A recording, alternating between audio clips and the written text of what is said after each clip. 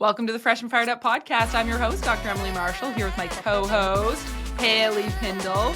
We are pumped. She's also known as Hailee Fit Vlog on Instagram. You know what? And I don't like that. Don't ever say that again. And people think mine is Dremely because it's Dr. Dr. Emily Marshall. So like the number of times people are like, so it's Emily at DremelyMarshall.com. I'm like, no, doctor. Anyways, that's just a side note. We are pumped to be here with you today. And yeah, let's get fired up. Let's get fired up. Yeah. A special guest today. We do. We have a lovely guest on. Her name is Samantha, and she is a women's health advocate. She's actually starting her own podcast too, rumor has it, the Essential Woman Podcast. So that's exciting, and we'll be pumped to hear all of your knowledge and how you're helping women with hormonal balance. We're so excited to tune into that when it's released. Make sure you guys do too. Samantha was one of Hailee's clients for 6 months, so I'm told, and she got mean and lean for her wedding. Congrats, Mr. and Mrs. Lee. That's very exciting. And yeah, that was such a cool journey for you, right, Hailee? I believe I wasn't even there, but it was amazing. Samantha absolutely crushed it. Her body recomp was unmatched. Muscle gain, strength gains, fat loss, and it was amazing. It was heavenly, really. So say hello to our guest, Samantha. Hi, everybody. Thank you so much for having me, and thank you for that lovely intro. It is so exciting to be here with you guys today from snowy Florida, which is wild. Oh yeah. Oh my gosh. Yeah. And since we're Canadians, we don't feel bad for you, by the way. Not at all. I grew up like 3 hours south of Montreal, so I'm very used to this. But I'm like, what? This is false advertising, Florida. That is crazy. It's like Florida's not prepared for snow. No, that's why we haven't left the house in 3 days. Oh my goodness. Isn't Texas, don't they have snow too? They do. Louisiana had like 6 inches of snow, so. That's crazy. What is going on with the world? It is a weird winter this year. So excited to be with you today. Yeah, and I'm excited. I know you guys kind of already know each other, but I don't know you very well. So I want to hear more about your story and fill us in on what got you interested in women's health and hormones, and maybe what struggles, if you're willing to share, what struggles led you to learn more about your own body, and then like what you want to achieve along the way too. Sure. So I grew up, like I said, upstate New York, about 3 hours south of the border, and came from a pretty healthy background. We did not have a lot of access to junk food or artificial dyes. My mom was really kind of ahead of the game with that. And I have 2 younger brothers, so just grew up more natural. But of course, in the States, you're always exposed to chemicals and like artificial hormones pumped into our meat. So when I was 11, that's when I actually started my cycle. I realize now that that's super young, but it's getting younger and younger every year. So I began to experience some pretty horrific symptoms. I would be in so much pain that I would have what I've been told is called a vasovagal syncope, where I would just like pass out. I don't even know if that's the correct term, but my ears would clog, I would lose vision, and I would just pass out from pain, which at 11, 12 years old, I'm like, I hate this. This being a woman stuff is for the birds. And I wouldn't break out so much, but I would be so sick for days upon days, and went to a doctor after I passed out in class, and she's like, oh, I'll just put you on birth control. And I remember thinking, I'm not sexually active. I was 11, and I'm not trying to prevent birth. I'm not going to do this, which thank God I had the foresight to say no to it. Wow. I've never actually been on hormonal birth control ever, and I'm now 34. But every time I'd go to the doctor, they would push it for anything. I used to joke, like, I could be bitten in half by a great white shark and they'd still show up with ice packs and birth control. So it's so true. It was so frustrating. And on top of that, I was starting to get migraines because there was so many hormonal shifts happening naturally. So they were really pushing it. And I just kind of got stubborn and put my foot down. But then if I don't have that option, what do I have? And over the course of many years, began to find natural solutions. So I switched to organic dairy after being on like mass-produced dairy for a while, found that was really helpful. I began weight training in my 20s, thanks to my dad, who used to be like 1980s circuit. He was one of those gold gyms guys, was like doing master classes with Schwarzenegger. So he's like, go to the gym, it will help.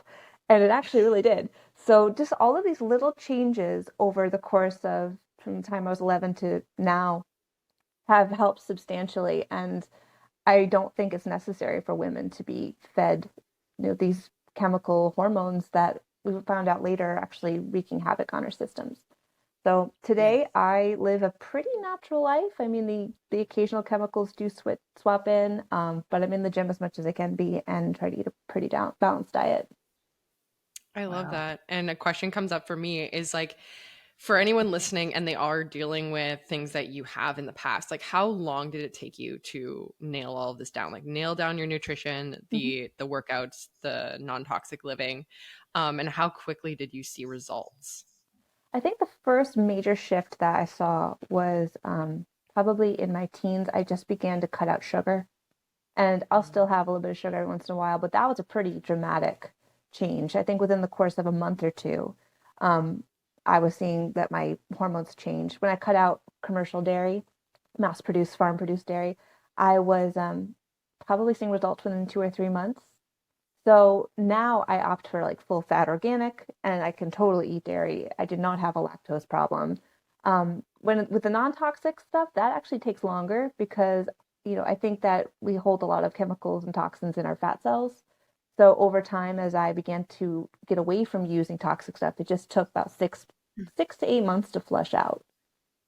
But the other thing is because we're always changing, I'll do something and it will be good for a little while, and then there'll be a shift in my hormones that's very slight, but it will be enough for me. Like stress. Stress throws me off so much. And I had a very stressful year last year. So I've had to make little adjustments to get me back on track. Yeah. Yeah. You know what's interesting that you say that? I feel like it can happen the opposite way too, where I came off a year of being really stressed and like lost a bunch of weight, like got stress skinny. Hmm. And now I find emotionally, mentally, physically, I'm just in a much calmer mental space. And I feel like I'm loving life, but my body's gaining weight. And I don't consider it a bad thing. I'm like, oh, my body is shifting because it was in this hyper stress state for so long that now it's like, oh, we're calm. What are we doing here? And it's like figuring it out, right? And it's amazing how much our mental state and our habits continually, how that creates fluctuation in our body. So I love that you shared that. Yeah, it's Yeah, it's definitely a good. shift. And something else that I've noticed, because I also will, this is not in a, like a disordered eating kind of way, but I just don't eat as much when I'm stressed, just naturally. Right.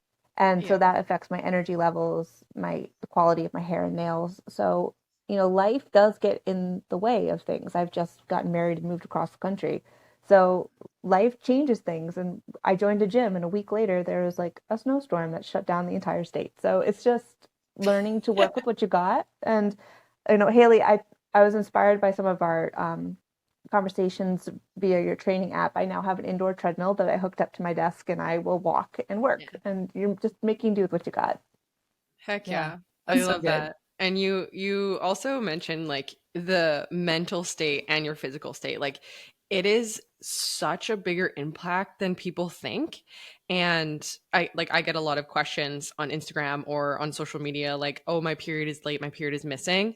And they don't realize that like even being sick or like losing a loved one, grieving, all of these things that are mentally stressful that you might not think are stressful impact your cycles to such a great extent, right? Like Mhm. you just moved across the country. Like, has that impacted your hormones at all yet? Or are you like managing it? Like, how do you manage that? And if you have any tips for like the listeners, I think that would be very valuable. Well, it's so funny you bring that up because I had a panic like a week after the wedding. I was so stressed from everything that was going on. My cycle was a week late, and I was like, "Holy crap, honeymoon baby!" And I just That's where our mind goes, though, right? Roll with it. like, "Holy crap, we're starting now!" But no, it was just stress, and a lot of it for me, as far as managing it, is getting foods in my body that my body recognizes. So, like doing things like protein oats with fresh berries and water. I'm not using almond milk. I'm just using things that it doesn't have to work too hard to recognize. I napped a lot. Like over my honeymoon, we just napped because it's exhausting and you need to reset. I do a lot with like vitamin D, getting the sun on my face, circadian rhythms, and hopefully getting back into the gym within the next couple weeks. All of like that routine is what my body recognizes, so it will reset itself. Yeah, that's so good. And then what about the strength training aspect? Like when you are yeah, what do you notice with your hormones when you're able to be more consistent with your strength training versus maybe when you're not? And how does that affect how you feel and your overall health? I think that it must be such a subtle change, but it affects me emotionally more than anything else. So my mom always jokes that the gym is like my therapist because I'll go there and come back with such a serotonin high and be happy and feel like I accomplished something. And when I can't do that, I feel like I get a lot more cagey and agitated, which could be hormonal or it could just be a mental state because I'm so used to those happy chemicals in the brain. Um, I I think that it's just something that I have to schedule in for myself because if I don't, it's not good. Um, but with hormones, it's a little bit harder for me to judge because I've never really been out of the gym. I've always worked out. But Right. this last push when I was with Hailee, I felt like I was not, holding so much bloating and belly fat. I don't want to say belly fat necessarily, but like the puffiness went down. And I don't think that was because my calories changed a whole lot. I think my hormones were getting in line with what my body was doing. Yeah, your calories did not change at all. Yeah, they didn't. No, they didn't. We were just Do you very remember? strategic with our programming. And like you said, like you notice inflammation going down. That is a huge thing. Like your body loves, loves, loves consistency. Mhm. And we're not, and when we're not super consistent, like maybe we're under eating, then we're overeating, then we're under eating, overeating. Like our body absolutely Yeah. hates it to its core. So just being consistent and sticking to your protein intake, I think that was one of our challenges as well. Mm. Is just getting enough protein in, which I think is a very big thing for a lot of people. Just the little changes make such a big, big difference, right? Yeah, it Little really changes does. over a long time. Yeah, compound effect. Yes. Well, what are some of the be like just in a more specific manner? What are some of those dietary changes that you've been able to implement over time, those little changes? Because I think we can say just take one step, just make a little change. It's like, well, what does that look like in reality? Can you share some more specifics for us? Sure. So I think like one of the biggest ones was switching to full fat dairy and also not being afraid of meat. So I know that for some bodies, veganism works. For me, it absolutely did not. I have tried 3 times in my 20s. I was like, this is cool. I can make beautiful smoothie bowls that look like a mermaid threw up. It's beautiful. And they're like super caloric, but I'm okay. And every time I did it, I swear I felt like I was so weak and just sick.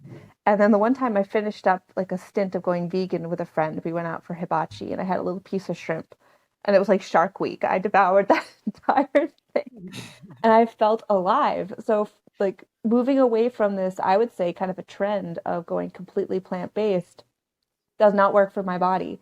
So incorporating meats that are organic and grass-fed, they're radically more expensive, but you just kind of prioritize what you need to prioritize.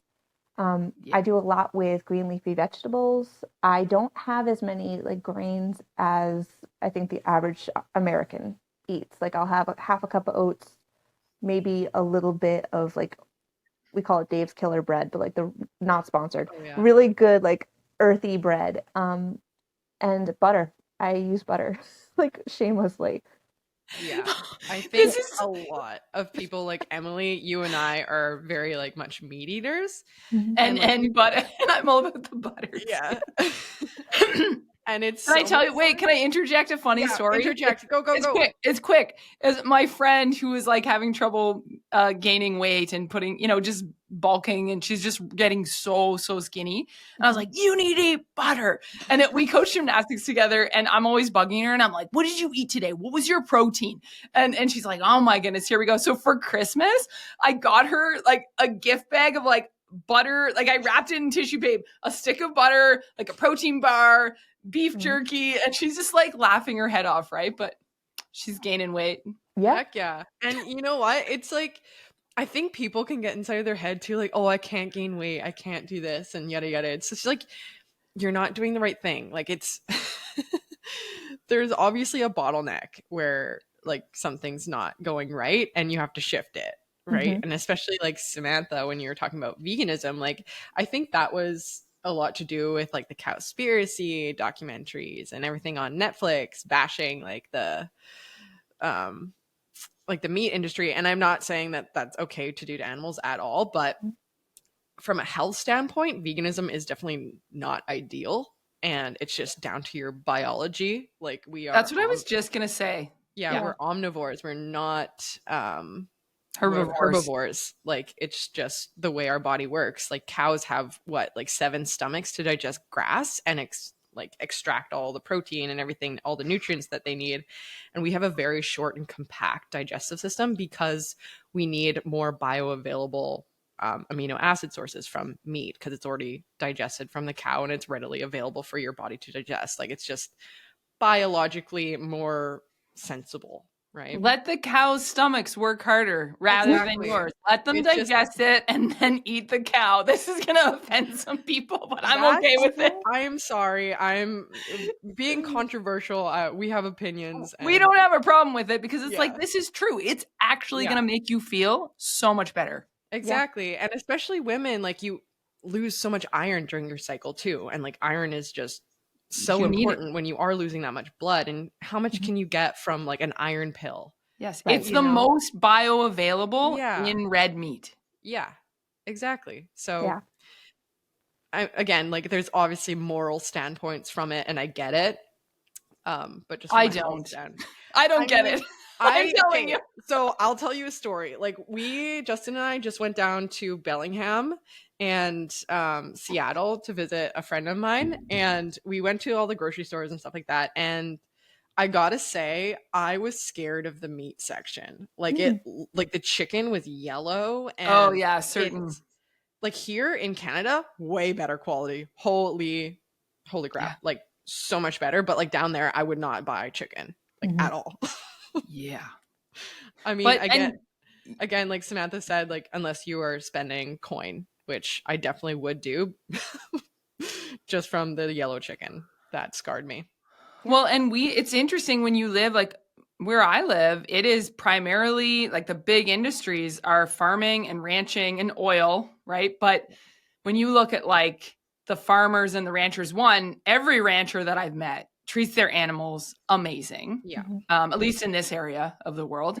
And then when you look at the farmers, it's like if you're only eating plant-based because you don't want animals to die, I'm sorry, but animals die when they're doing the massive farming, because what happens is when they're clearing their fields, ultimately the big farm machine, like it depends on how much you're whittling down what constitutes the animal, because do you know how many insects die during that process? Do you know how many times like a baby deer gets run over like by the farm equipment and dies? Like it's one of those things. It's like the moral aspect isn't really a solid argument. And it's like pick your poison too. Because like, you know how much fuel it takes to plane your avocados here? Like, yes, it's a lot. Like, there's a lot. Just pick your poison. Like whichever way you cut the pie, like it's going to be a little bit detrimental to the earth.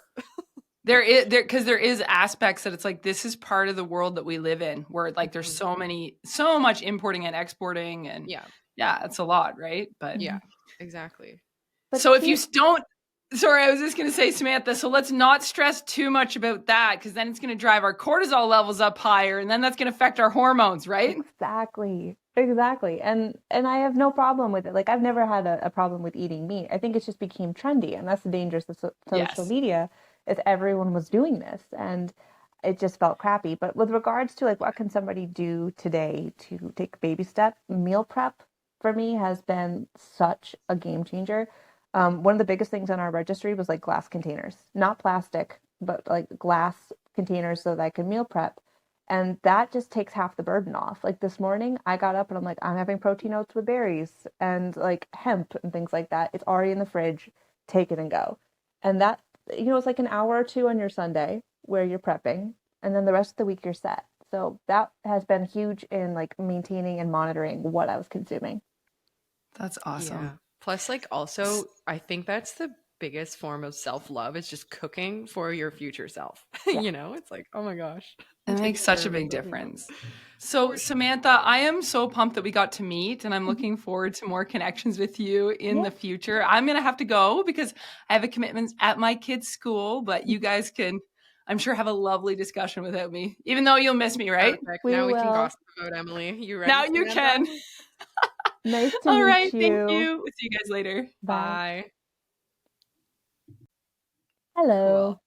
Hi, awesome. Thank you so much for hopping on here. I am so, so stoked. So, just kind of to move us along in the conversation, I did have a pretty burning question, Oh yeah. and everyone has a different opinion about it. But I was just curious, like, in the women's health space, like, Mhm. we are very aware that a lot of the studies have been done on men, and we're not super versed in the women's health space. What do you think is lacking the most in the women's health space that you believe every woman should know about their body? Mm. I would say the biggest thing is the syncing, the cycle syncing. Um, because I had no idea until I was in my 30s that there were 4 stages. I had zero idea. I like picked up on some body cues. Like I noticed that I was, hungrier during certain points and that I had more energy at other points. I slept more right before my cycle, but didn't know that that was normal. And so learning Mhm. to live in conjunction with my cycle as opposed to like just trying to muscle through like a guy would has been so huge. And also eating for my cycle. I know that I need more iron late luteal phase. Where before I think I just was like, oh well, I'm bleeding, so I must need more iron eventually. But living in cycle or in sync with your cycle is something that's not even taught. And especially in the States, all most of our health focus is like on um, trying to prevent conception. So like if you're in high school, your health class is going to be how not to get pregnant. Like in Mean Girls, like how not to get pregnant and die. And you're in there with a bunch of boys. So no one wants to talk about your follicular stage at all. Yeah. So that's one of the biggest ones. I'd also say nutrition. My brother was a medical student and he was an osteopathic medical student. So it's like a little bit more traditional Eastern medicine, but a full-fledged doctor. And they had like a couple hours of nutrition every semester. And I'm like, these are doctors. If they're not receiving that information, where the heck are we supposed to get it from? Yep. Exactly. And it's kind of piggybacks on like your experience with doctors pushing the pill, right? Mhm. Because that's what they're taught. Like I can't really blame them because it's just a form of like education kind of lack Mhm. where they're taught that pills cure whatever problem that you're having and it's supposed to be a quick solution, right? Yeah. Where it's not necessarily the most holistic or long-term healthy. Um, and I think that is a huge lack for sure. And it's the same up here in Canada. Like it's exactly that. Like, oh, how not to get pregnant and die, which I'm sure you know, and you can elaborate a little bit more. I'm sure the listeners are maybe wondering like what the 4 phases of the cycle is, Mhm. but you can only really get pregnant like 5 to 7 days out of your whole cycle. Mhm. So, like you mentioned before, like you thought you had a honeymoon baby, the chances of that is actually very slim. I It's know. so much more due to stress, right? Like, Exactly. but everyone's mind goes to like, oh, I can get pregnant on every single day of the month, and I'm the problem. It's me. Like, Right. Where like you can yeah, only technically conceive during like a short window of time around ovulation. And there's always I should say this, like it's not fireproof. There's always the chance like there are girls who get pregnant on their period. I don't know how that's possible. I think that there's a lot of other hormonal things that are happening, but I have heard of girls who are just like, well, it was during my period. I think that they must be suffering some other irregularities with their cycle, but I'm not their they have a physician. short cycle. That's what Yeah. happens. They have a short cycle, and almost right after their period, they ovulate. That's how that Oh my happens. gosh. Yeah, So yeah, you don't want that, but you should be following a certain cycle that has set number of days. Um, and there's so many resources online. At one point, I had created a journal and put it out on Amazon where you could like journal not just where you were with your food and your body, but where you were mentally. because there's different parts of your brain that fire better during certain parts of your cycle. Like, I didn't know this, but you're more tolerant to pain during ovulation. Not that you should go seek out pain, but you can also work harder in the gym, and Yep. that you don't feel it as much, which I think is it's fantastic if you're trying to make gains and meet certain goals. So Yeah, tons of resources available. for sure. And can you just elaborate a little bit more how you like strategize your training throughout each phase of your cycle and how Sure. that's kind of benefited you? I'll start with menstrual because that technically is the first one. First couple days, I won't go near a gym. I might do some gentle walking or some stress. Can't talk today. Or some just stretching, and avoid anything that's too vigorous because your body's already in like a lower state. You have more propensity towards illness.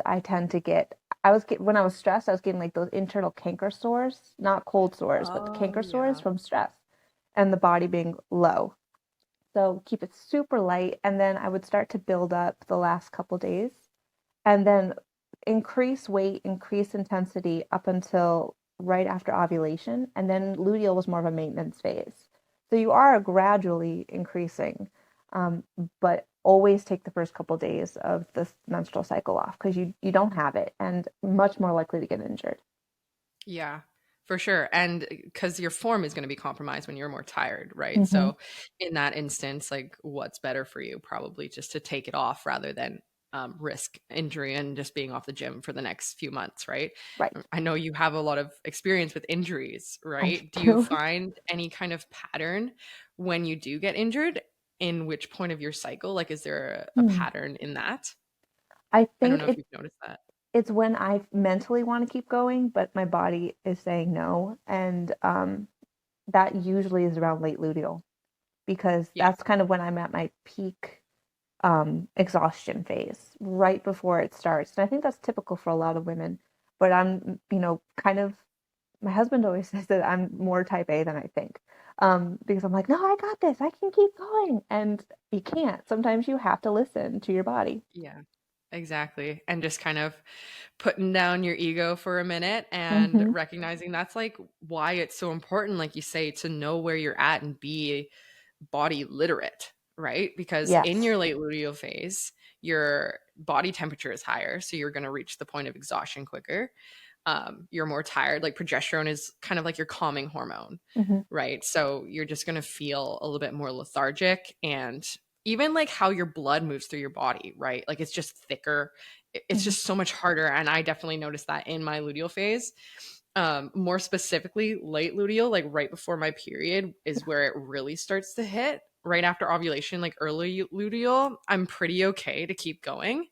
Um, but yeah, the late luteal is what gets me always. Yep. It's such And a beast. there's so many other aspects too. Like during that time, what I like to tell you guys and like all of my clients too is like be very intentional with like your water intake, your nutrition, your sleep. Like there's so many other factors that contribute to your hormone balance that's not just like, oh, I'm tired because it's my hormones, Mm-hmm. right? There's so many other factors that you need to be a little bit more in tune with during that time because you are biologically a woman and it's just Mm-hmm. sometimes it's crappy to be a woman. So Oh just yeah. paying attention to those. Yeah, exactly. Also temperature, which really, I remember I was in Japan a couple years ago, and this woman was saying like, oh, when we're pregnant, we turn off the air condition and we don't wear skirts. And I'm like, this seems like weird voodoo. What is this? And she was saying we're trying to like wear pants and stay warm. There's something about warm womb, especially around the late luteal. Like you want to eat stews. Lentil stew is probably one of the biggest. That's what I tell women to eat late luteal because you've got your iron, your minerals, and it's warm. Yeah. So just kind of keep in mind like what your body's craving naturally, and you can Yeah, listen to it better when you get the junk out of the way. So exactly. getting rid of the toxins, the hormonal birth control, like just get in tune with your body and what it's actually asking you for. Exactly. And you like it's just listening to your body. That's really all it is. But you just have to learn and get that skill of listening to your body and not just pushing it away because I feel like especially like I'm not going to like harp on how society is, but it's very like male dominant. Like males have a 24-hour hormonal cycle. It's in line with their circadian rhythm. Mm-hmm. And as women, we have two internal clocks, right? The circadian rhythm, which is our sleep-wake cycle. And then we have the infradian rhythm, which is our hormonal cycle, which is on average 28 days. Mm-hmm. And our energy patterns move through that. So when you're going to work every day and every day kind of looks the same and you're supposed to perform the exact same, you can't really expect yourself to do that because internally and hormonally, you're just not really capable. And just being aware of that and meeting yourself with some kindness and being gentle with yourself is value in and of itself. Mm-hmm. Absolutely. And it's Yeah. like the one thing I would say is that living in tune with your body doesn't eliminate symptoms completely. Like there are still one day usually out of my cycle where I'll need to take some low dose ibuprofen. And I think honestly that's because there's toxic buildup in the body just by living in North America. As much as I would love to avoid all chemicals that disturb my endocrine system, I can't. So Yeah. I think that's just the reality of where we live, where I've noticed when I'm in Europe or if I'm in Asia, the next cycle is not that bad because I'm not coming in contact with as much garbage the month prior. I You read are this. so right. You're so right. I've noticed that too. That's very interesting that you bring that up because whenever I was on like vacation and I'm eating like really wholesome foods and there's not a lot of like pesticides or pollution in the air and things like that, my cycle, one, ovulation is a lot more obvious. Mm-hmm, If you're picking up what I'm putting down. mm-hmm, mm-hmm, And two, like I am the person to get a really bad headache either at ovulation, so when my estrogen peaks, or during my period when like all of my hormones drop, and it's like I can't even sleep. It's so bad. mm-hmm. But that is like absolutely non-existent. I don't even like know when my period is coming, essentially, because it's like I feel a little bit tired, but I'm not like it's not at all what it is when I live here. Yeah. And like you're going to work and you're stressed at work and there's other duties and things like that. So yeah, you can't eliminate it. And I don't think that's the goal at all because again, like your cycle is like your monthly report card, and month to month it's different, right? You might have a more stressful month and you might have a more relaxing month, and it just kind of ebbs and flows with your life. Awesome. So I do have a question as well for your podcast. What is like your mission for the world? What do you want your listeners to get out of your podcast? And if you can elaborate a little bit more on your endeavors that way. Sure. Well, the whole thing just basically went on ice last year because I had planned to release it in October. I think that the page still says October 24th. That was not going to happen because between work, moving, wedding planning, trying to get in shape for a very tight dress, there was just no way. So it's coming probably within the spring to summer time. I really didn't want to jump in without like more of a game plan. But overall, I would like women to be able to listen to it, not just hear my voice, but to hear from other women who have figured out their own hormones. And it's not just about hormones. I want it to be about things that women are dealing with on a daily basis.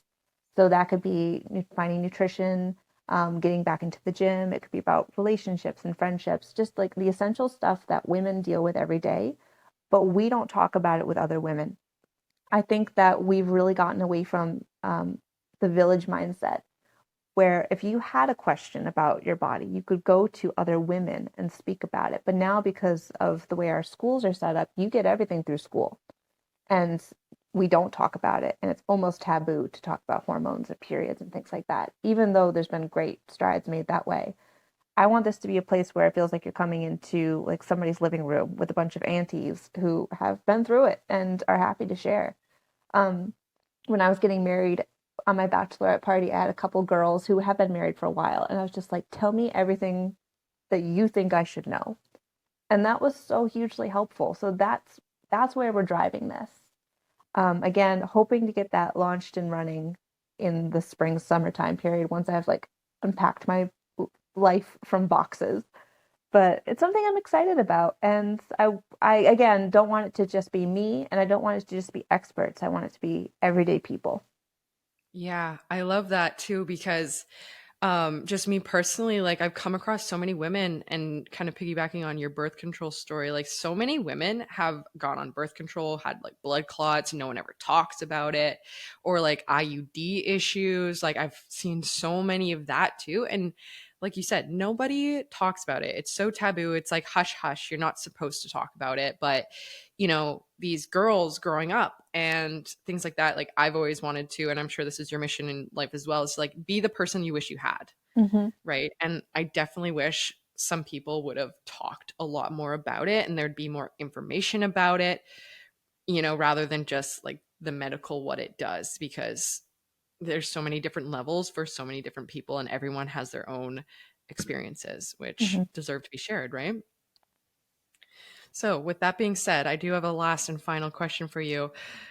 If you were to talk to the younger version of Samantha Mm-hmm. in terms of your womanly health and body, what advice would you give her? I would have said get into the gym earlier and use resistance, because I was a 90s kid. I was born in 1990, and everybody was cardio, low fat. And I think I would have told her to just start lifting weights and eating whole foods. Eat like my big thing is eat like your grandma ate. And I do believe that there is some connection between how our personal genes are lined up with our ethnic background. I know that I can eat things in North Italy that my friends who are not Northern Italian can't digest. So I think that there's something to that. Eat like your grandma ate, get in the gym, and good girl for not going on the pill. Heck I was yeah. really stubborn. I don't think I've met many women who haven't been on the pill, Yeah. which is very sad. But yeah, no, good for you, first of all, for putting your foot down and being stubborn. Because I Mm-hmm. think in the long term, you were so much better for it. Yeah. And I'm sure you feel that as well. Because I think people go on the pill too, and it's like it may put a band-aid on what they're dealing with, but at some point you're going to have to come off of it, and your hormones are going to be downregulated. You're going to be in a worse spot than you when you left off. Mm-hmm. So just avoiding that whole season of hormonal havoc, I think, is the best option. Plus, like I think too, the pill should be more vetted. Like here in Canada, it's just illegal. It's legal now to just get it off the counter at Mm-hmm. one of the drugstores. Like you don't have to go to your doctor, which I think is absolutely insane. Yeah. But it's legal now. But that's a story for another time. But yeah, just because so many people go into blood clots or like so many different health issues, and Yeah. it is kind of detrimental to some people. And like you said, there's a lot of genetics that play a role in it. So just your family background, your family history, and what you kind of can be susceptible to, right? Absolutely. So yeah. Awesome. Well, Samantha, it's been an absolute pleasure. We will leave your contact information in the description box below. So subscribe if you haven't. Go over to YouTube and subscribe there if you haven't. Like, share this podcast, give it a rating. And in the meantime, be free, feel fresh, and live on fire.